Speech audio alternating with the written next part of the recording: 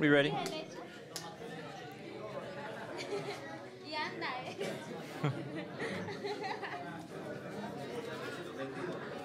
Bueno, vamos a empezar. Qué bueno que vienen con mucho ánimo, que tenemos todos comunión. Ah, ok, gracias.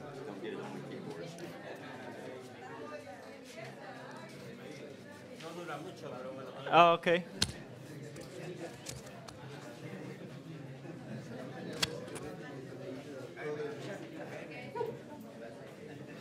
Tenemos comunión porque nos une algo que tenemos en común y no es el fútbol, no es la comida, porque quizás a una le gusta el tipo de comida, a otro no. Lo que los une es la palabra de Dios. Así es que vamos a orar. Dios Padre, gracias Señor por tu palabra, Señor, que lo tenemos en claro, en blanco y negro, Señor, que podamos entender, Señor, tu palabra que nos habla del Evangelio, Señor, de las buenas nuevas, Señor, que tiene el poder, ese mensaje para la salvación, Señor. No nada más el poder para la salvación, Señor, sino el poder para vivir en este mundo, Señor, hasta que regrese Cristo, Señor. Gracias, Señor, por este tiempo. Te pido que enseñes, Señor, por medio de tu siervo, Señor, que te pido que nos des el entendimiento de tu palabra que tú quieras que nosotros podamos entender, Señor. Gracias, Señor, y te pedimos esto en el nombre de tu Hijo Cristo. Amén. Bueno, ya habíamos leído la segunda parte de ese pasaje de versículos 10 al 18.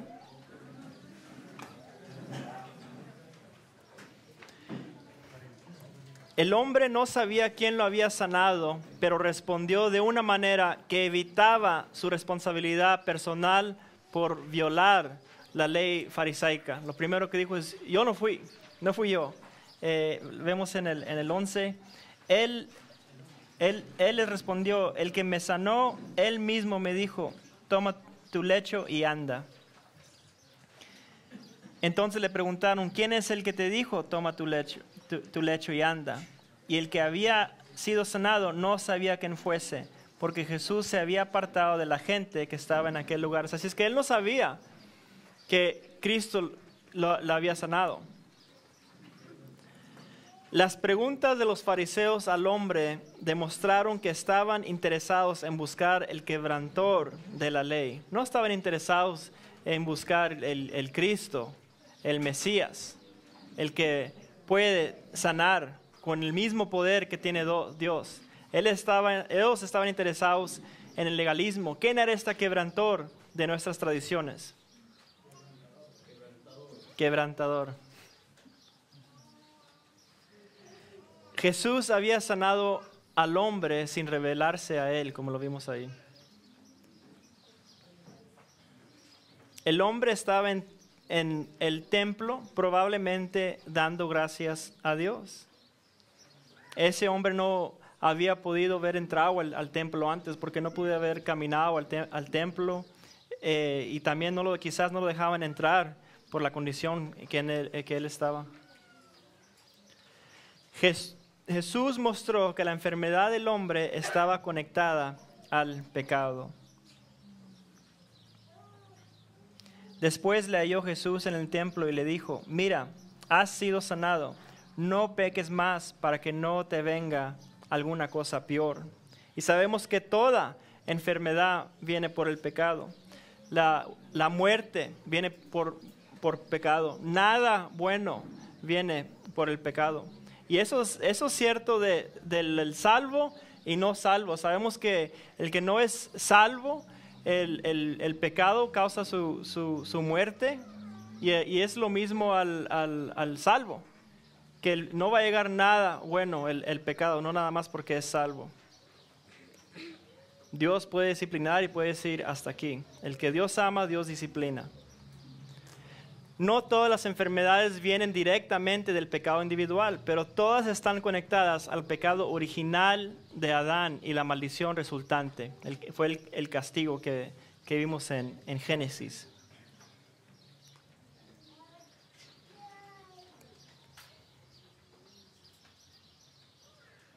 Al entrar al enterarse quién lo sanó, el hombre inmediatamente le dijo a los policías del sábado, los judíos religiosos. Sabiendo quién lo había sanado, entonces fue y le dijo a los religiosos quién había sido. Estos líderes religiosos perdieron la oportunidad de reconocer a su Mesías porque se aferraban a sus tradiciones por encima de la palabra de Dios. Se aferraban a sus tradiciones por encima de la palabra de Dios. Dice, por esta causa los judíos perseguían a Jesús y procuraban matarle porque hacía estas cosas en el día de reposo. Le querían poner la pena de muerte porque había hecho una obra en la opinión de Dios en el sábado.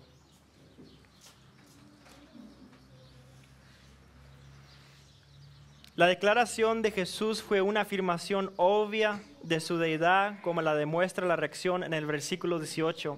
Este evento marcó un punto decisivo en su relación con fariseos. Así es que muchos dicen que Cristo nunca dijo él mismo que yo soy Dios. Pero Cristo claramente sí dijo que él era Dios. Vemos aquí, y Jesús le respondió, mi Padre hasta ahora trabaja y yo trabajo. Con esa declaración, Cristo sabía perfectamente, sabía que ellos iban a entender eso, que Él se estaba haciendo igual al Padre, que Él era Dios. Y lo sabemos por el versículo 18. Por esto los judíos aún más procuraban matarle, porque no solo quebrantaba el día del reposo, sino que también decía que Dios era su propio Padre, haciéndose igual a Dios. Si no hubiera sido Cristo igual a Dios, los hubiera corregido ahí. Hubiera aclarado ahí, yo no soy Dios. Pero dice, no, yo y el Padre somos uno.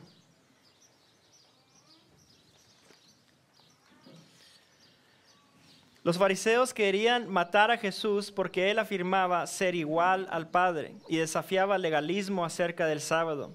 Él amenazó su poder e influencia. Ellos entendían lo que quería decir.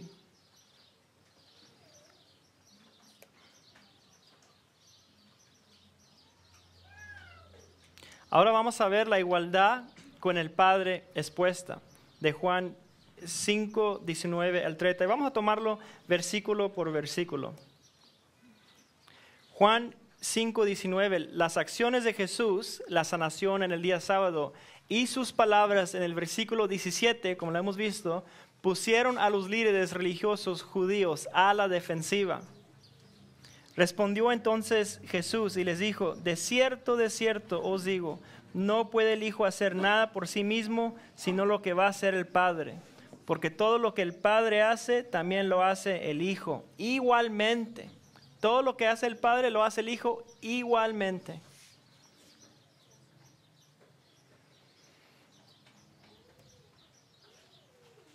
Jesús no negó sus acusaciones que vimos en Juan 5:18, sino que buscó probar su declaración mesiánica con la evidencia.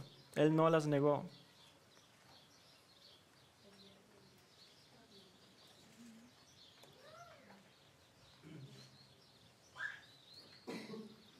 Jesús dijo que todo lo que él hacía como el Hijo de Dios estaba en completa armonía con el plan de su Padre. Como lo vemos en Filipenses, que fue obediente hasta la muerte. Todo lo hacía igual como lo quería el Padre, su Padre. Todo lo que el Hijo vio hacer al Padre, Él lo podía hacer de la misma manera, lo que indicaba su igualdad con el Padre. Les está dando la evidencia. Él podía sanar también, Él podía dar vida, Él podía cambiar o convertir algo simple a algo maravilloso.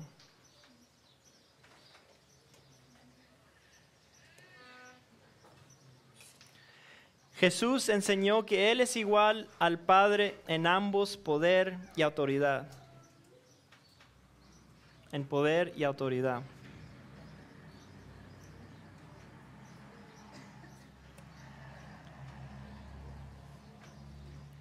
El Padre tiene un amor fileo, íntimo, por el Hijo.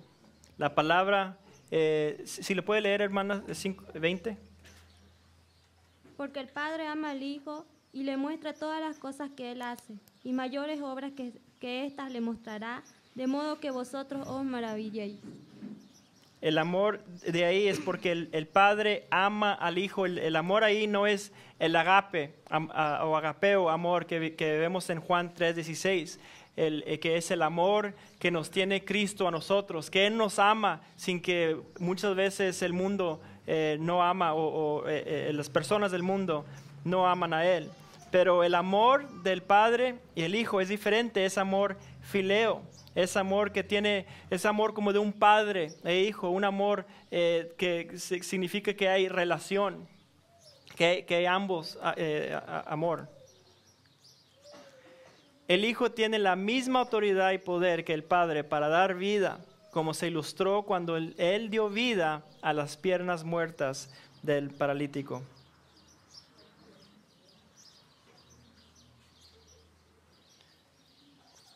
Le dio vida a las piernas muertas, también le puede dar vida a los muertos. Los muertos en pecado. El hecho de que el Padre dio a su Hijo la autoridad de juzgar comprueba que el Hijo es igual al Padre. ¿Sí puede leer el 22, hermana? Porque el Padre a nadie juzga, sino que todo el juicio dio al Hijo. Todo el juicio dio al Hijo. Tiene la misma autoridad, el mismo poder del Padre.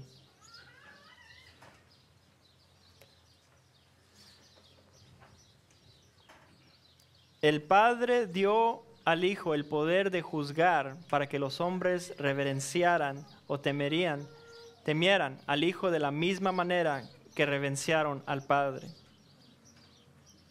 El honor debido al Padre es el mismo honor debido al Hijo.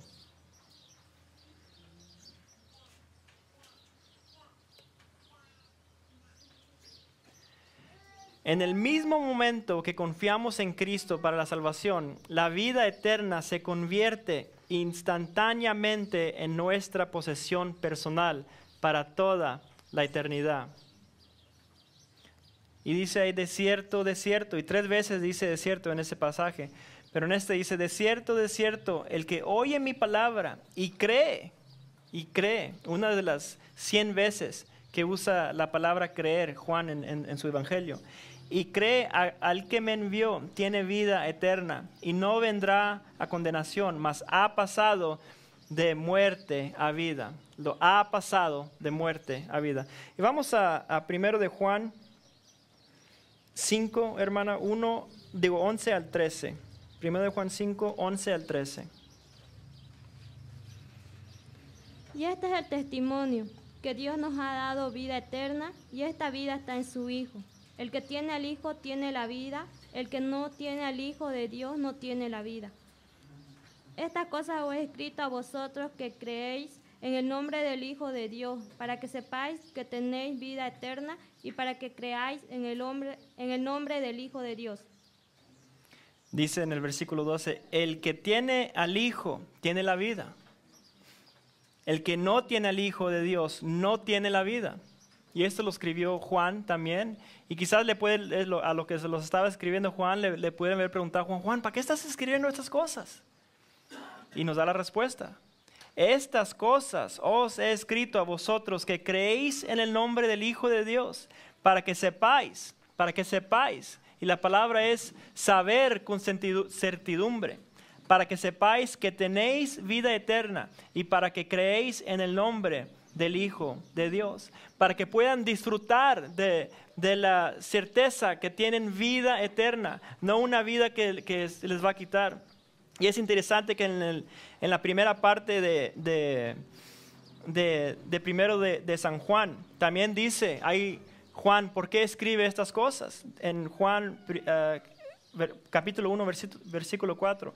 Estas cosas os escribimos para que vuestro gozo sea cumplido, para que tengas el gozo de saber que tienes vida eterna y saberlo con certidumbre, saberlo como que ahorita sabes que estamos aquí sentados, No que a lo mejor estoy aquí en Bolivia, a lo mejor estoy en Texas. No, yo sé con certidumbre dónde estoy. Y Juan escribió estas cosas para que supiéramos, decir certidumbre que tenemos como posesión, tiempo presente, la vida eterna. No nada más una vida, sino una vida eterna. Los que oyen el mensaje del Evangelio y lo creen son salvos, como lo hemos visto en Tito 3, 5 a 7. Pero me gustaría leer, en el versículo 25 dice también, de cierto os digo, viene la hora y ahora es, cuando los muertos oirán la voz del Hijo de Dios, y los que la oirán vivirán. Los muertos, ¿y qué quiere decir la palabra muerto en la Biblia? Separado de Dios. No quiere decir que están en ese contexto que están separados, como lo vemos en Efesios 2:1. Si lo encuentra, aquí lo tengo. Y Él os dio vida a vosotros cuando estabais muertos en vuestros delitos y pecados. Todos nacimos muertos, todos nacimos en un tiempo separados del Señor.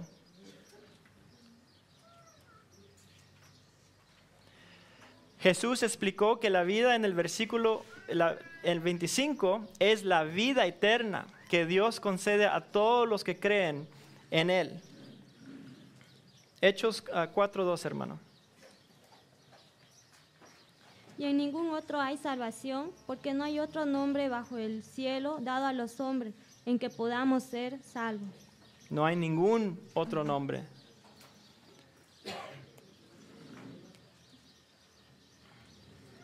A causa de la obra del Hijo de Dios en la cruz, a causa de la obra del Hijo de Dios en la cruz, Dios el Padre le dio su autoridad para juzgar a la humanidad. Puesto que Jesús es humano, el Hijo del Hombre, y ya pagó el precio por toda la humanidad, solo Él tiene el derecho de juzgar a la humanidad. Él pagó el precio y lo pagó con su sangre, le costó su vida. A nosotros no nos costó nada, a Él le costó bastante, le costó su vida. Y también le dio autoridad de hacer juicio, por cuanto es el Hijo del Hombre, es Hijo de Dios, que los israelitas iban a entender que venía de la línea de Dios, siendo Dios mismo. Si decían es hijo de cantante, ellos entenderían que Él también era cantante. Siendo hijo de Dios no quiere decir que era menos que Dios el Padre, que era de la línea de Dios. Hijo de hombre también quería decir que era hijo de hombre. Era perfectamente Dios y perfectamente hombre. No era que era menos que el Padre, era igual al Padre, de la línea de Dios, el único Dios.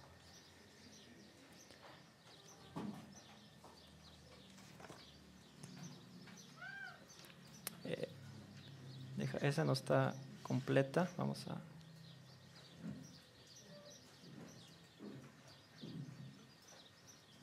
Jesús profetizó la resurrección de los muertos. Él profetizó la resurrección de los muertos, cosa que los saduceos no creían en eso. Pero Él profetizó que Él era la resurrección, que por la resurrección de Él garantizaba la resurrección de su cosecha, que somos nosotros, los creyentes.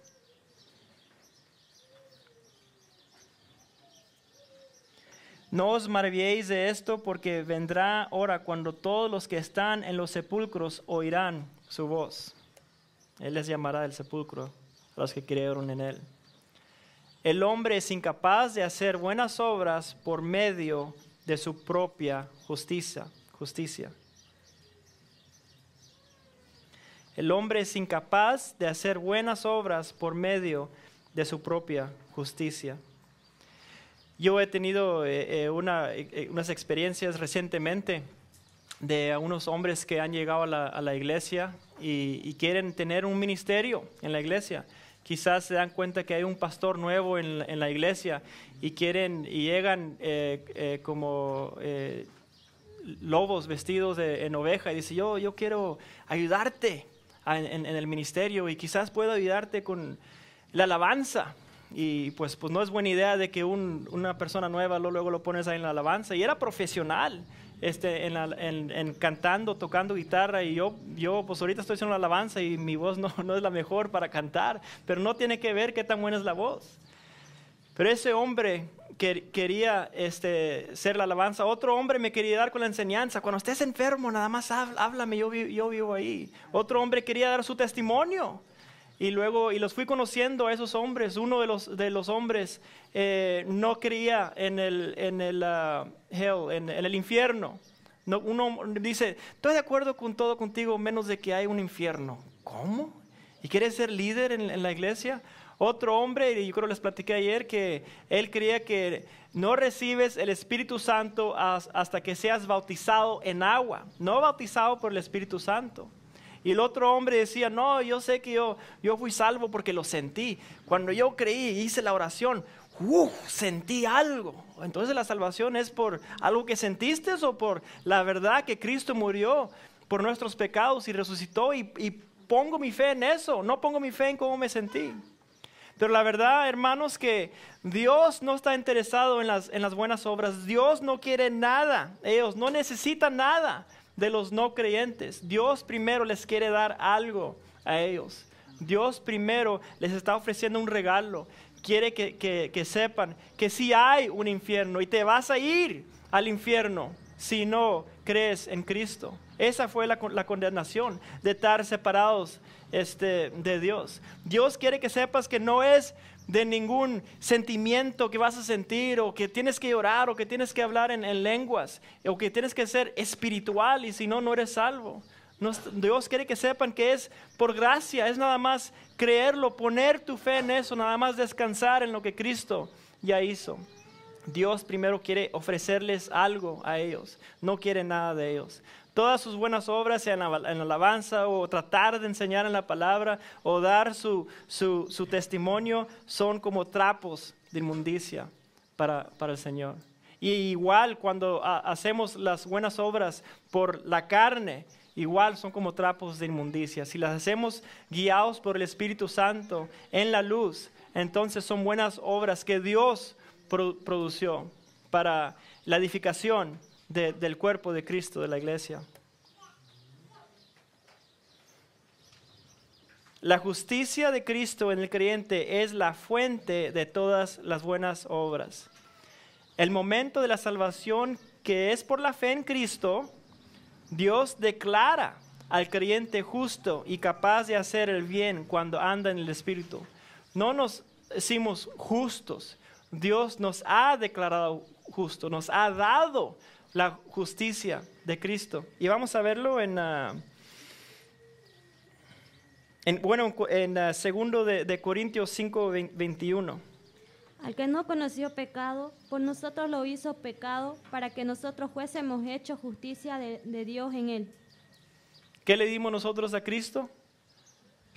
¿Qué fue el intercambio? ¿Qué tomó por nosotros? El pecado.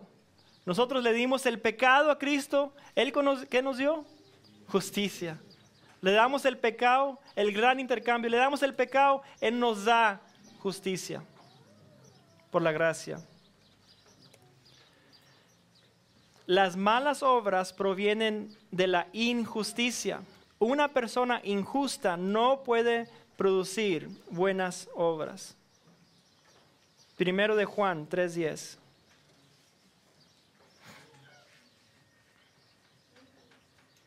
En esto se manifiestan los hijos de Dios y los hijos del diablo. Todo aquel que no hace justicia y que no ama a su hermano no es de Dios. Y en 1 de Juan está hablando, también sabemos que, como lo hemos visto, que es por el que dice, estas cosas os escribimos para que vuestro gozo sea cumplido.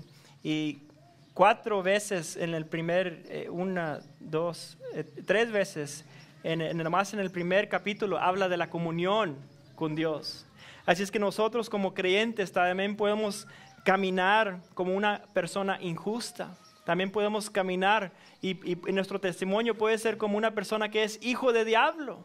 Y no lo somos hijos de Dios. Y Dios cuando nos va a animar, cuando nos va a motivar, así como vamos a ver cómo motivó a Juan el Bautista, le dice, tú eres esta persona, tú eres el profeta del que yo había hablado. Y así nos dice Dios a nosotros también, tú no eres hijo del diablo, ya no, tú eres hijo de Dios. Pero las malas obras nunca vienen de Dios. Si como creyente produces malas obras, no vienen de Dios. No vienen porque estás caminando por el Espíritu, vienen porque estás caminando por la carne. Y resumimos aquí, dice Jesús, terminamos aquí. Jesús resumió la apertura de su discurso antes de pasar a la siguiente línea de evidencia en su defensa. 5:30, hermana. No puedo yo hacer nada por mí mismo. Según oigo, así juzgo. Y mi juicio es justo porque no busco mi voluntad, sino la voluntad del que me envió, la del Padre. No busca su voluntad, sino la voluntad del Padre. Nos pone el ejemplo de no buscar la voluntad de nosotros, sino la del Padre. Ahora le toca a John.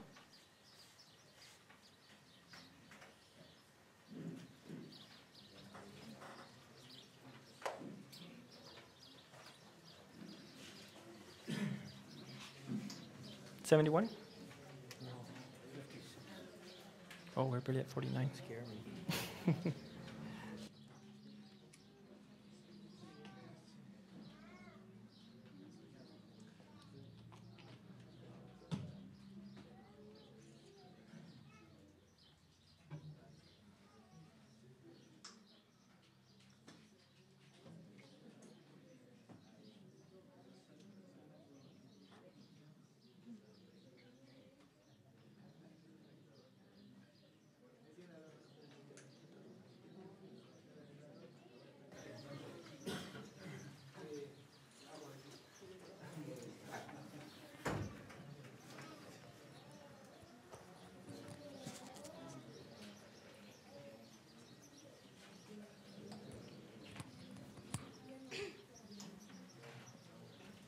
Muy bien. Buenos días, hermanos.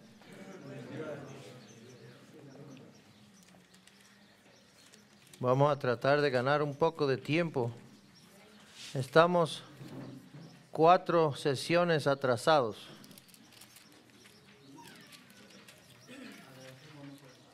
Podemos trasnocharnos tal vez.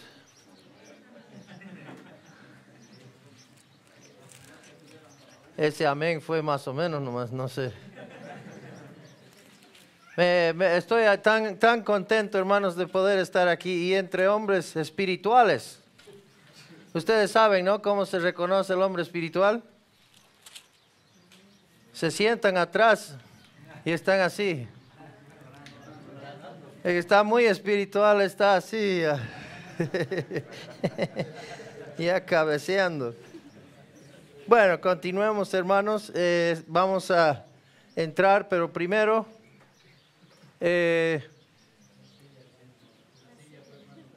muchas gracias, hermano. La silla, muy importante.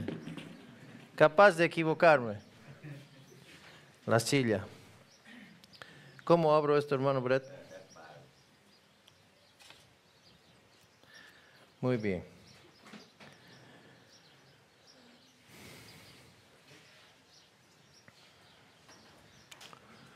Aquí es lo que tenemos. Vamos a mirar un poco la Trinidad o la triunidad de la persona de Dios. Es Dios Padre, Dios Hijo y Espíritu Santo. 3 en 1, coinfinito, coigual y coeterno.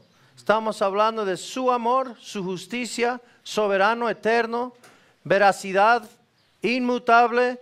Y los hermanos omnisciente, omnipotente y omnipresente, todos en la silla, todos en uno.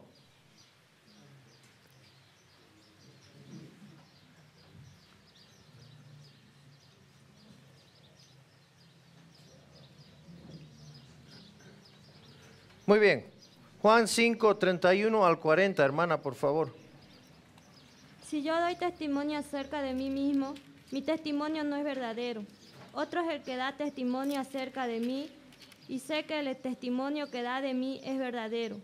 Vosotros enviasteis mensajeros a Juan, y él dio testimonio de la verdad. Pero yo no recibo testimonio de hombre alguno. Mas digo esto para que vosotros seáis salvos. Él era antorcha que ardía y alumbraba, y vosotros quisisteis regocijaros por un tiempo en su luz. Mas yo tengo mayor testimonio que el de Juan, porque las obras que el Padre me dio para que cumpliese, las mismas obras que yo hago, dan testimonio de mí que el Padre me ha enviado. También el Padre que me envió ha dado testimonio de mí.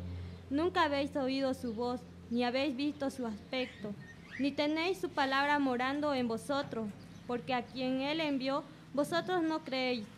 Escudriñad las Escrituras, porque a vosotros os parece que en ellas tenéis la vida eterna, y ellas son las que dan testimonio de mí, y no queréis venir a mí para que tengáis vida.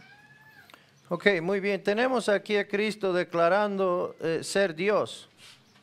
En sí, el problema fue que no estaba siguiendo las tradiciones de los religiosos. Y vamos a ir viendo cómo Jesús presenta su defensa y va a ir según términos que ellos entienden. Va a volver a la ley de Moisés para hacer su defensa y va a presentar testigos.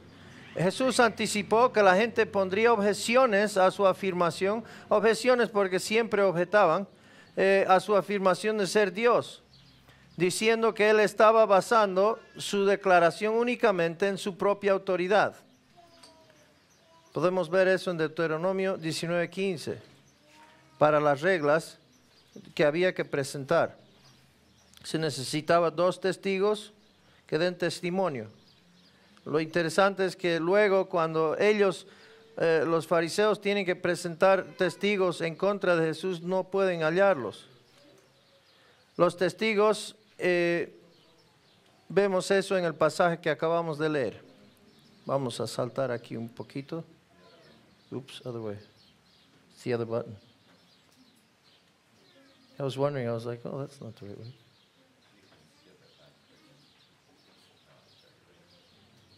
Muy bien. 32. Aunque el testimonio de Jesús es verdadero y se confirmaba por sí mismo, él gentilmente proporcionó una defensa de acuerdo a la ley mosaica.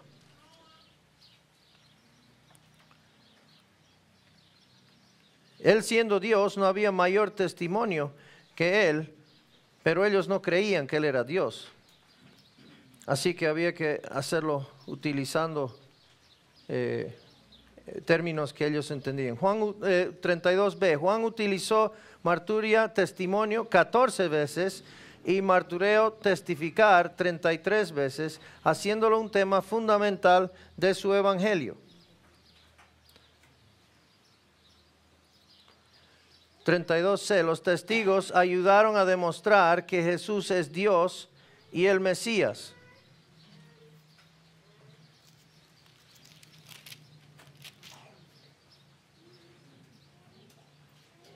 Dice, otro es el que da testimonio acerca de mí y sé que el testimonio que da de mí es verdadero.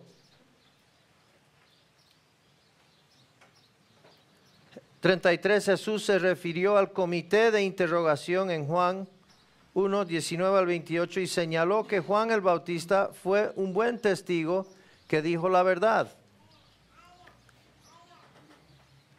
Pero va a decir que tiene un mayor testigo que eso. Y lo interesante aquí es que Jesús sabía que lo estaban interrogando a Juan.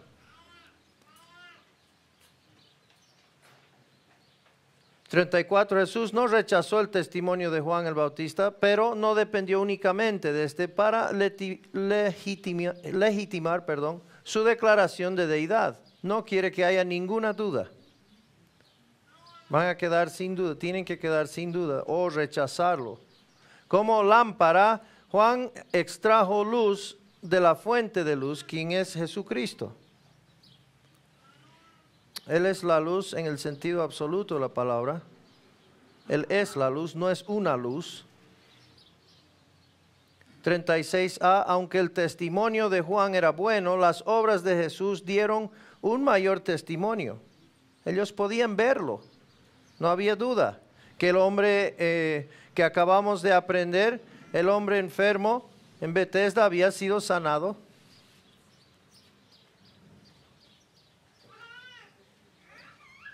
Tenemos también el ciego de Juan 9.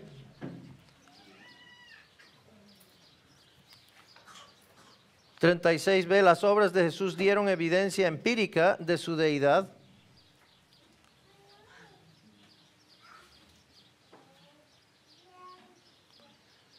Dios el Padre en 36c le dijo, didomi, la palabra didomi, el obrar milagros al Hijo.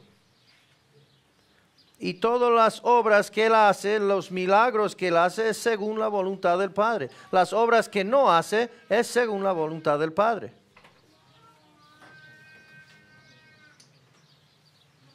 (37) El Padre había testificado en el bautismo de Jesús, haciendo la cuestión una de fe en su revelación especial. Luego vamos a ver cuando el Padre habla, pero ya en privado. Y una tercera vez que habla a un público mayor, pero no se entiende. 38. Jesús indicó que los líderes religiosos habían rechazado la palabra de Dios y por lo tanto habían rechazado a Juan el Bautista y a él mismo. Va a ir apretándoles para que se den cuenta el error.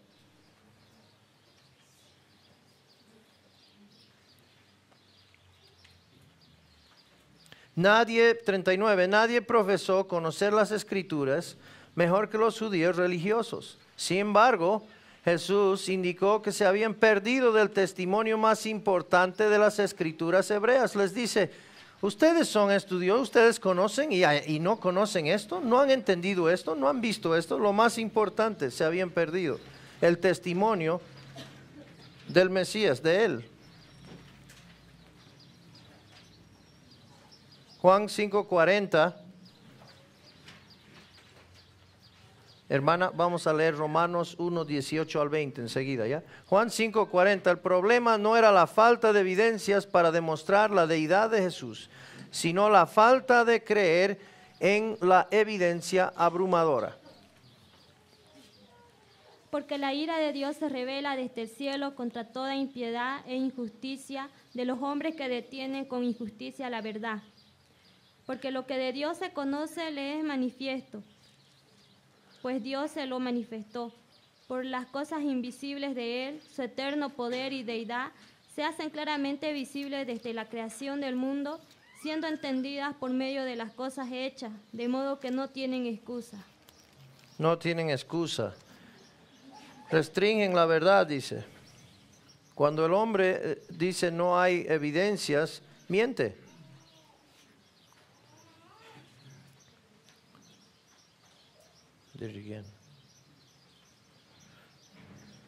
Hermana, Juan 5:41 al 47, por favor.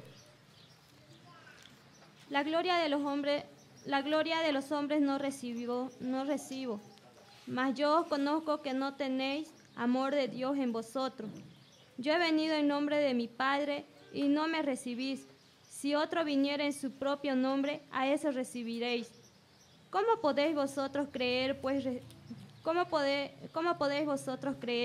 pues recibís gloria los unos de los otros, y no buscáis la gloria que viene del Dios único? No penséis que yo voy a acusaros delante del Padre. Hay quien os acusa, Moisés, en quien tenéis vuestra esperanza. El mismo Moisés era quien les acusaba. Muy bien, Juan 5:41 al 47. Versículo 41. Los fariseos que se enorgullecían de amar a Dios buscaron la gloria de los hombres. Se enfocaban en las alabanzas que recibían de la gente. 42. A Jesucristo dijo a los fariseos que ellos ni siquiera habían comenzado a entender el amor de Dios. Era claro que no les interesaba la sanación del enfermo. Les interesaba más su sistema religioso.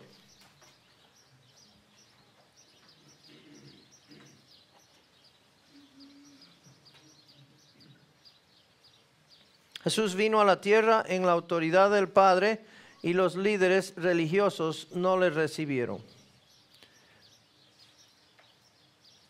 Juan 1:11 dice, vino a los suyos y los suyos no le recibieron.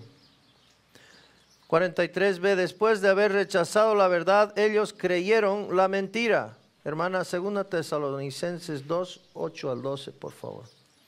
Nadie cree en la mentira sin antes rechazar la verdad.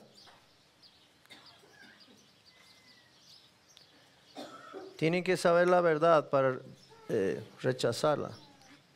Una vez que rechazan a Dios, Él puede ser que, y vemos en las Escrituras, que Él lo deja a su rechazo. Siga adelante, hermana. Y entonces se manifestará aquel inicuo a quien el Señor matará con el espíritu de su boca y destruirá con el resplandor de su venida. Inicuo cuyo advenimiento es por obra de Satanás, con gran poder y señales y prodigios mentirosos, y con todo engaño de iniquidad para los que se pierden, por cuanto no recibieron el amor de la verdad para ser salvos. Por esto Dios les envía un poder engañoso para que crean la mentira, a fin de que sean condenados todos los que no creyeron a la verdad, sino que se complacieron en la injusticia. Se complacieron en la injusticia. Y vemos en el Antiguo Testamento, cuando estudiamos el Antiguo Testamento, ¿se acuerdan que Faraón endureció su corazón 6 veces, no es verdad? Pero luego Dios endurece su corazón. Ahora Dios les deja, pero al final Dios fue el que endureció su corazón. Para nosotros debemos siempre creer y pensar de que todavía hay oportunidad, ¿no? Pero Dios es el que decide cuándo. 44, debido a que buscaran la gloria de los hombres, no estaban dispuestos a creer en el Señor Jesús.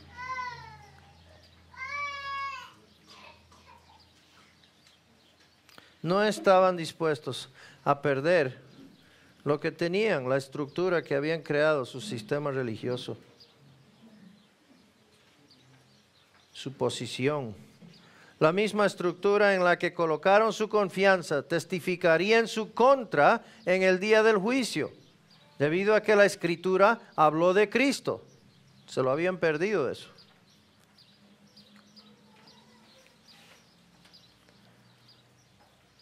Ellos no creyeron a Moisés. Si lo hubieran hecho, habrían creído en el Señor Jesucristo. Echaron de menos a la persona misma que Moisés identificó en sus escritos. Habían hecho su propia interpretación, que era conveniente para ellos. Pusieron su propio entendimiento primero. Y así es que vieron otra cosa que Moisés no estaba señalando. 5:47. Como los fariseos obviamente no creyeron los escritos de Moisés, jamás creerían las enseñanzas de Cristo.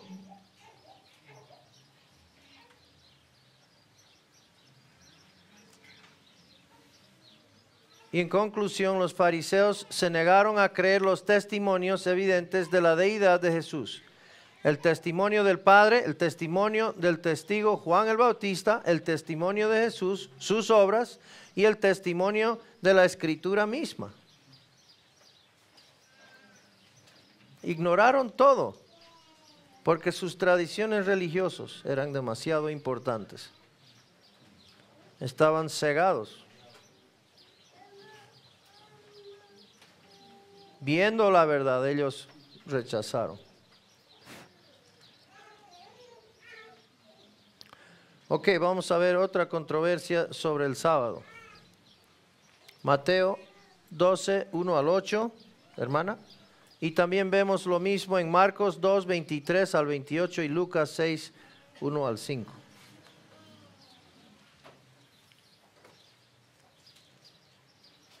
(12:1 al 8). En aquel tiempo iba Jesús por los sembrados en un día de reposo, y sus discípulos tuvieron hambre y comenzaron a arrancar espigas y a comer. Viéndolo, los fariseos le dijeron: He aquí tus discípulos hacen lo que no es lícito hacer en el día de reposo. Pero él les dijo: ¿No habéis leído lo que hizo David cuando él y los que con él estaban tuvieron hambre?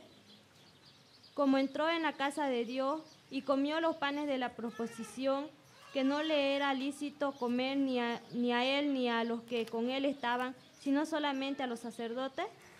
¿O no habéis leído en la ley, como en el día de reposo los sacerdotes en el templo profanan el día de reposo y son sin culpa?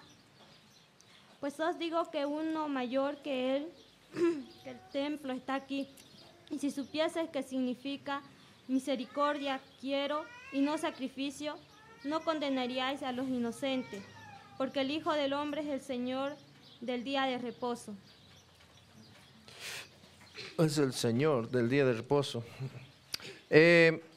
A diferencia y vemos aquí a los fariseos tratando de inculpar cualquier cosa que estaban haciendo, encontraban error en estaban tratando de pillar en algo que podían apretarles, atraparles.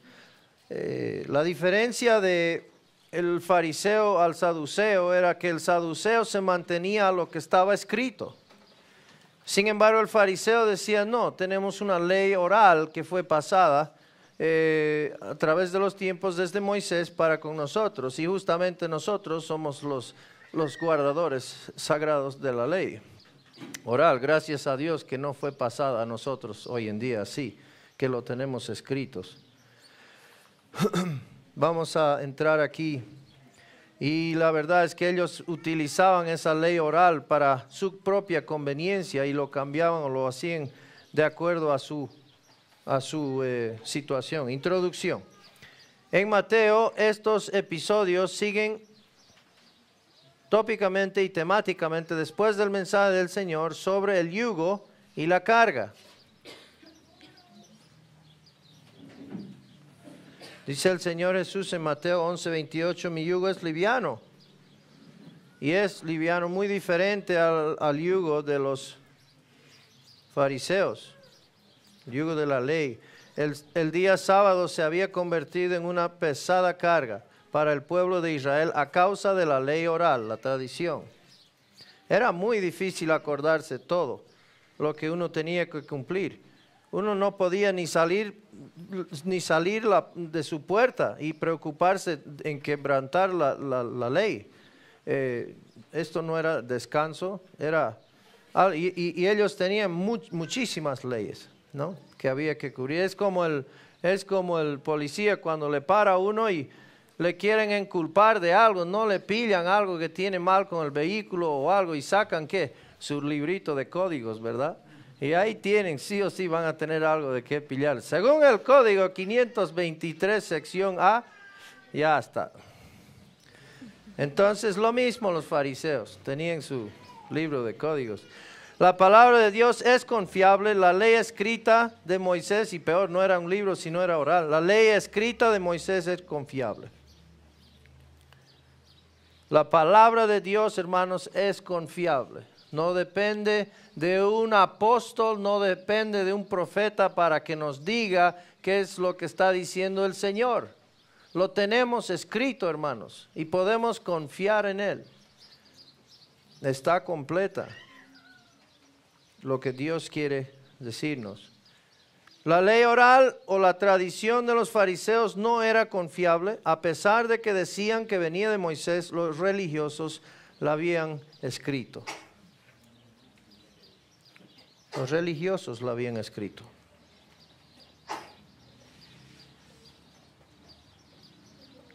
La tradición de los hombres había tomado prioridad sobre la intención original del día sábado, que era descansar y reflexionar en Dios como creador del mundo. Él dejó el ejemplo, descansó.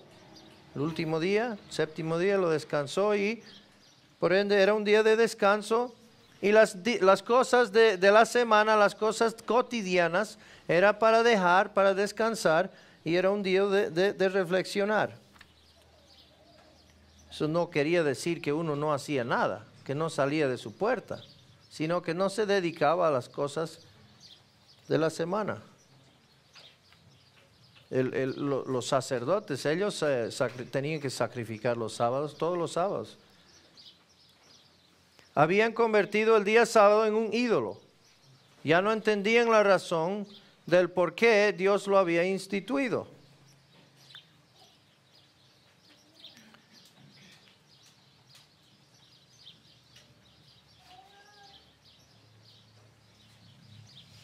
La ley permitía, ya me pasé, perdón. La ley permitía recoger el grano, espigas, el día sábado para el sustento propio durante un viaje. Es decir, si uno iba a ir en un viaje, podía recoger lo que necesitaba en el viaje. Pero prohibía el cosechar los cultivos. ¿Ya? Entonces uno no está labrando, no está trabajando en sí para las cosas, como decía, cotidianas, sino uno está yendo de viaje y para ese viaje va a recoger comida. 2a, los fariseos usaron su propia interpretación distorsionada de la ley oral, para juzgar los discípulos. Y fíjese, esto es genial lo que le pillan. De acuerdo a la interpretación de su ley, la ley de los fariseos, los discípulos violaron 4 reglamentos del día sábado. Ahora fíjese qué lindo sería vivir bajo esta ley. Al tomar el trigo del tallo, se hacían culpables de cosechar en el día sábado. Ya, bueno, digamos. Aunque solo era un poco, ¿no? Y se podía. Pero al frotar el trigo para separar el trigo de la paja, se hacían culpables de trillar en el día sábado. No, y seguimos. Cuando el viento se llevaba la paja, se hacían culpables de aventar en el día sábado. Está buena esta ley. Cuando comían el trigo, se hacían culpables de almacenar en el día sábado. ¿Dónde? Almacenaron en la barriga.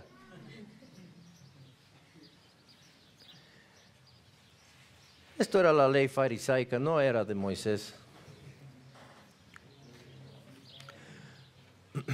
Los fariseos trataron de acusar a Jesús y sus discípulos de violar,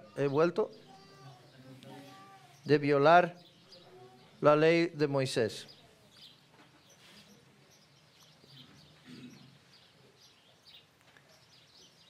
Tres, Jesús sabiamente les mostró un ejemplo de las escrituras del Antiguo Testamento. Ahora fíjense, les está apretando y ya negaron o ya quisieron hacer hacer a un lado el testimonio de Juan, hacer a un lado las señales. Ahora fíjense esto, aquí sí que van a ponerse incómodos al ejemplo que el Señor da de David en 1 Samuel 21. Los fariseos interpretaban la ley para decir que un sacerdote levita no podía dar el pan de la proposición a uno que no era levita.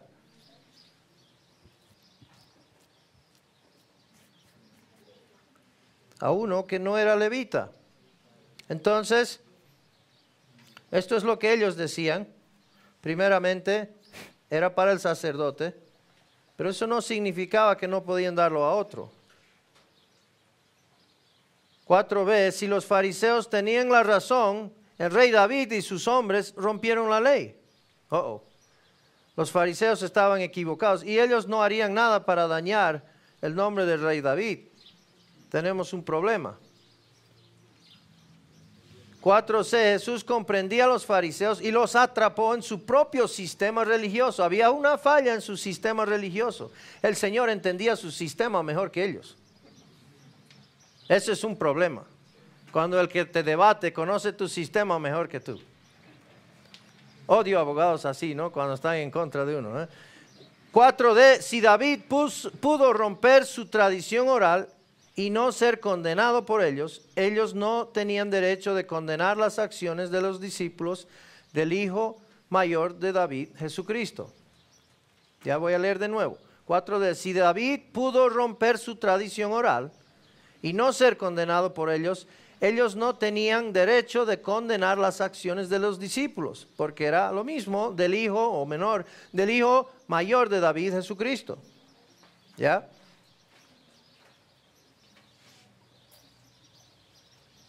No tenían base para condenar. Y se acuerdan, ¿no? La historia de David cuando entró al templo, estaban corriendo de Saúl y entraron al templo y sacaron el pan para el sustento. David lo sacó para el sustento de sus hombres. Entonces aquí los fariseos tienen un dilema. La ley permitía que los hombres, los sacerdotes, trabajaran en el día sábado, sirviendo a Dios y cumpliendo su plan. Cada sábado ellos tenían que hacer sacrificios. Si el trabajo relativamente menos importante de los sacerdotes del templo tenía prioridad sobre el día sábado, ¿cuánto más no la tendría la obra del Señor del sábado?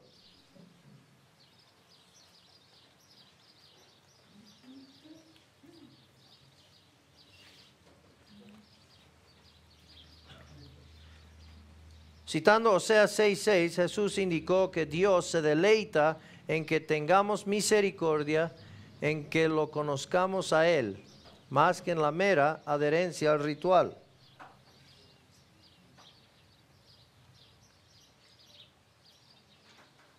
Oseas 6:6, hermana, por favor.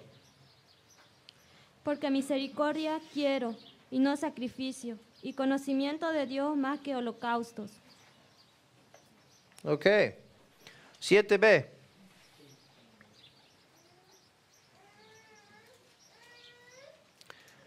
Jesús confirmó la inocencia de sus discípulos en la cosecha del grano en el día sábado. 7, hermana, por favor.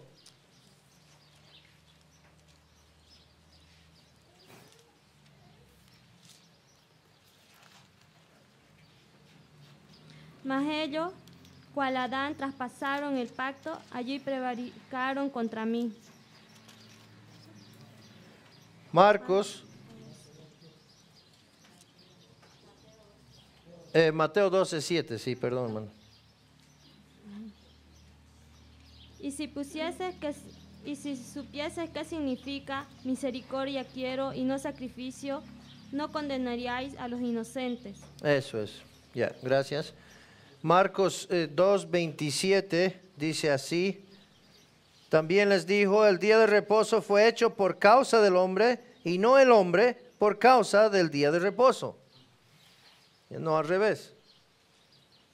Entonces, Marcos 2:27, en su gracia Dios dio el sábado como un día de reflexión y descanso en él. El Señor del sábado. Y es un lindo estudio eso, por si acaso. Sobre el Señor del sábado, cómo Él viene y lo completa. Y hoy podemos vivir en esa realidad todos los días, descansando, reflexionando en Él. 8. El Hijo del Hombre fue el título favorito mesiánico del Señor para sí mismo. Él lo utilizó aquí para hacer valer su autoridad sobre el día sábado. Aunque Jesús está usando términos que ellos puedan entender, tampoco está negando y está enseñando está mostrando su deidad, de quién es, su identidad verdadero. Ahora vámonos a otra controversia sobre el sábado. Mateo 12:9 al 13.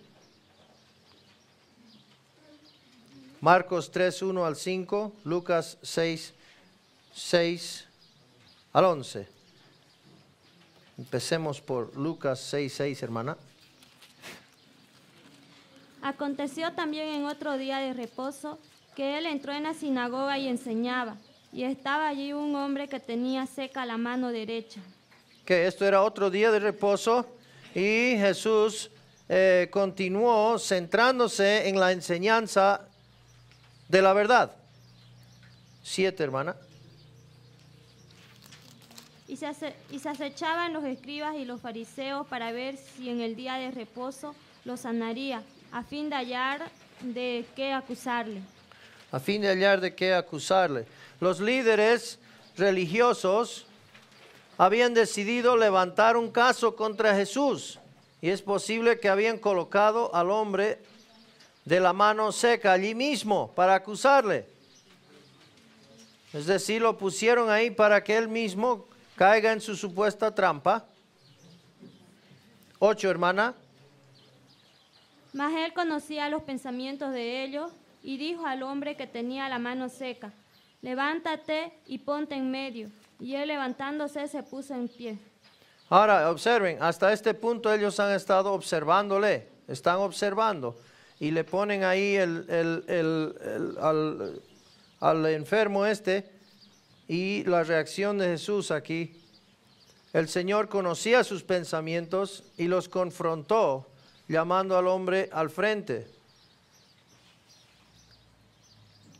Y les da una enseñanza aquí.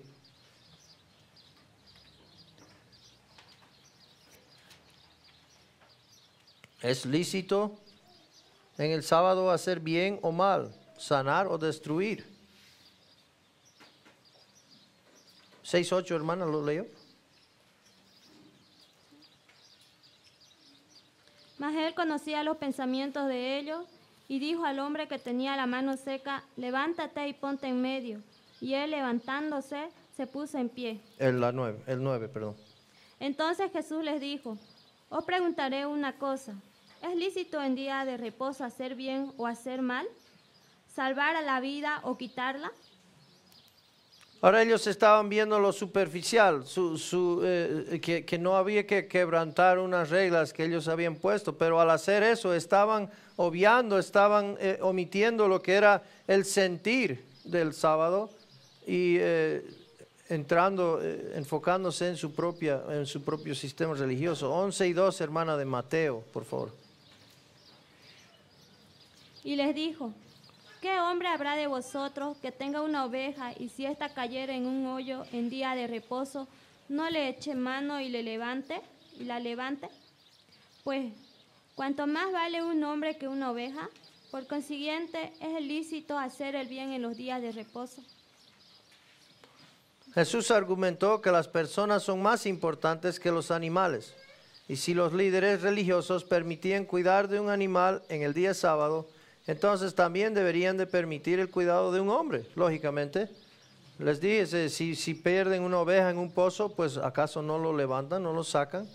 Y aquí tenemos un enfermo, si podemos sanarlo, ¿no lo vamos a sanar? 6:9, irónicamente Jesús estaba tratando de salvar una vida, mientras que los líderes religiosos estaban tratando de destruir su vida. Ciegos, mirando lo que ellos nomás veían. El 3:5 de Marcos, hermana. Entonces, mirándolos alrededor con enojo, entristecido por la dureza de sus corazones, dijo al hombre: extiende tu mano. Y él la extendió y la mano le fue restaurada sana. Ok. Ahora, vamos a hacer aquí otro contraste. Fíjense, el Señor estaba enojado. Pero noten por qué. Entristecido por la dureza, callosidad de sus corazones. ¿Ya? Ellos después se enojan, pero por muy diferente razón. Jesús no tocó al hombre, simplemente habló y fue sanado. En este caso ni siquiera alcanzó para sacar la oveja y jaló, simplemente habló y fue sanado. Lucas 6:10 y 11, hermana. Y mirándolo a todos alrededor, dijo al hombre: extiende tu mano. Y él lo hizo así, y su mano fue restaurada. Y ellos se llenaron de furor y hablaban entre sí qué podrían hacer contra Jesús. Se llenaron de furor. Se llenaron de furor porque se había sanado el hombre. Se llenaron de furor, no, porque quedaron mal. Su sistema, su todo está siendo desbancado, quedaron humillados. Tienen que atraparlo y no están pudiendo, están molestos. 3:6 de Marcos, hermana. Y salidos los fariseos, tomaron consejo con los herodianos contra él para destruirle. Los fariseos trataron de asesinar a Jesús por no aprobar sus tradiciones orales. El odio que tenían por Jesús les aliaba a sus enemigos, los herodianos. O sea que tenían más en común en este momento con los herodianos que con el mismo Jesús. Ese es el problema cuando empezamos a mirar desde un punto de vista humano en vez del punto de vista divino. Fácil es caer en eso. Cuando la situación se pone abrumadora, cuando los conflictos vienen por encima, cuando no entendemos la muerte de un ser querido, cuando algo sucede y no hallamos respuesta, y fácilmente podemos en ese momento volcar la mirada hacia nosotros mismos, hacia el hombre, hacia un punto de vista de la creación, en vez de mirar la silla. Aquí está el cimiento, aquí está el fundamento y esto no se mueve. La situación puede parecer el fin del mundo, pero no lo es. Estamos aquí. Mantengamos la vista. Hermana, por favor, vamos a leer ahora la elección de los 12. Marcos 3, 13 al 19, por favor.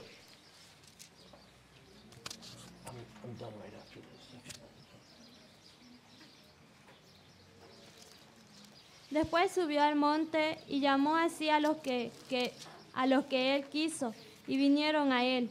Y estableció a 12 para que estuviesen con él y para enviarlos a predicar, y que tuviesen autoridad para sanar enfermedades y para echar fuera demonios.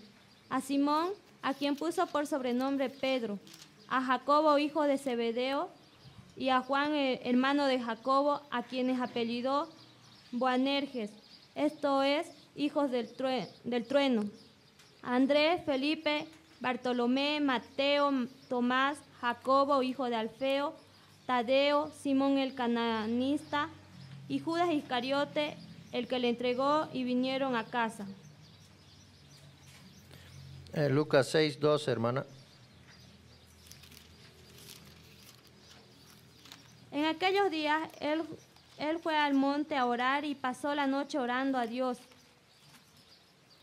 Pasó la noche orando a Dios. Fue a buscar la voluntad de Dios y va a hacer una elección ahora va a elegir a 12 hombres. Y aquí es donde empieza a haber un cambio o una tendencia del Señor Jesús de, en vez de enfocarse tanto en las multitudes, va a empezar a poner más énfasis en sus 12.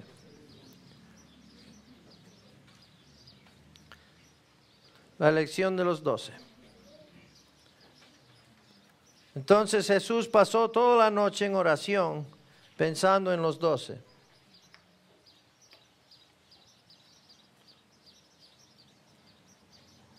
Hermana, Marcos 3, 13 al 15, por favor.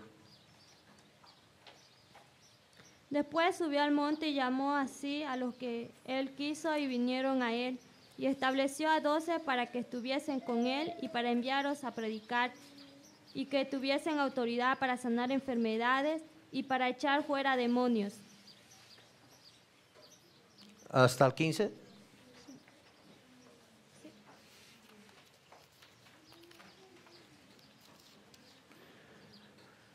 Muy bien, interesante aquí, está eligiendo sus 12 para hacer grupos de células, ¿verdad? Vamos a hacer iglesia crecimiento. ¿Ah? No. Los va a enviar. Los va a mandar inmediatamente. Él los elige para enviar, a predicar.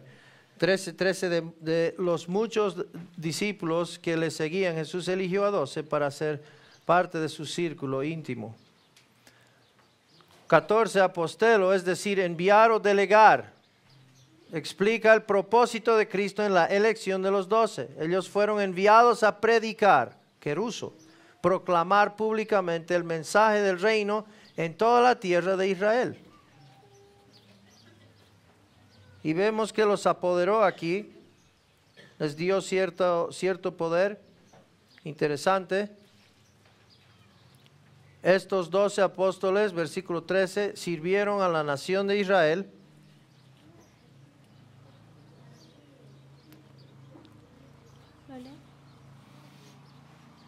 Interesante que cuando ellos salen y vuelven, el Señor Jesús está contento con ellos, sus discípulos. 15, con el envío Jesús les dio autoridad para verificar, confirmar el mensaje. Ahora, ellos no tenían todavía el Espíritu Santo. Acuérdense, eso no viene hasta después. Entonces Jesús les da cierta autoridad, poder para poder salir y hacer la obra.